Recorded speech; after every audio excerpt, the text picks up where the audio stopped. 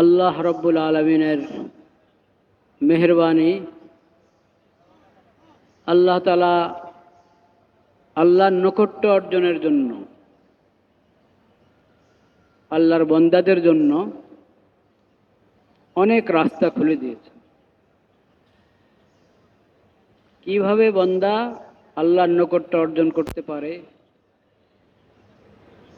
দুনিয়ার জিন্দেগি সফল করতে পারে, আখিরাতে মুক্তি অর্জন করতে পারে, আল্লাহর সন্তুষ্টি অর্জন করতে পারে, সেজন্য আল্লাহ রাব্বুল আলামিন বান্দাদের জন্য ইবাদতের রাস্তা খুলে দিয়েছেন, নেক আমলের রাস্তা খুলে দিয়েছেন। আল্লাহ তাআলা শরীয়ত দান করেছেন।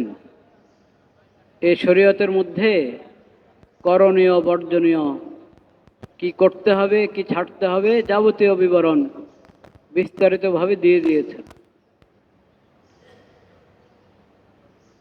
এটা আল্লাহ রাব্বুল আলামিনের সবচেয়ে বড় নেয়ামত যে আল্লাহ বান্দাদেরকে ইসলাম চিনিয়ে দিয়েছেন, ইসলামের শরীয়ত দান করেছেন। আলহামদুলিল্লাহ, আলহামদুলিল্লাহ আলা নি'মাতিল ইসলাম, আলহামদুলিল্লাহ আলা নি'মাতিল ইসলাম। ইসলামের নেয়ামতের জন্য আল্লাহর হামদ, আল্লাহর শুকর যে আল্লাহ আমাদেরকে মুসলিম বানিয়েছেন। সালাত কি জিনিস, কি ইবাদত, কিভাবে ইবাদত আদায় করতে হয়, আল্লাহ আমাদেরকে জানিয়ে দিয়েছেন। আল্লাহুম্মা লাউলা আনতা লামা সাল্লাইনা ওয়ালা হাতাদাইনা। আল্লাহ যদি আপনার ফজল না হতো, আপনার মেহরবানি না হতো, তো সালাত কি জিনিস তাও তো বুঝতাম না আমরা, হেদায়েত কি জিনিস তাও বুঝতাম না।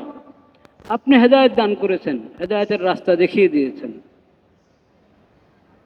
আপনার ইবাদতের রাস্তা আমাদের জন্য উন্মুক্ত করে দিয়েছেন। সালাতের মাধ্যমে আমরা আল্লাহর নৈকট্য অর্জন করতে পারি।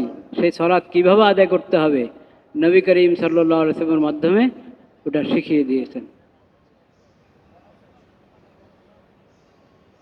তো আল্লাহর ফজল, আল্লাহর ইহসান, আল্লাহর রহমতের কোনো শেষ নেই। যেসব ইবাদতের মাধ্যমে আল্লাহর নৈকট্য অর্জন করা যায়, সেসব ইবাদতের মধ্যে রয়েছে সর্বশীর্ষে ইসলামের যে 5টি রোকন, 5টি স্তম্ভ, কালিমায়ে শাহাদাত, 5 ওয়াক্ত সালাত, যাকাত, রমজান মাসের রোজা এবং বাইতুল্লাহর হজ।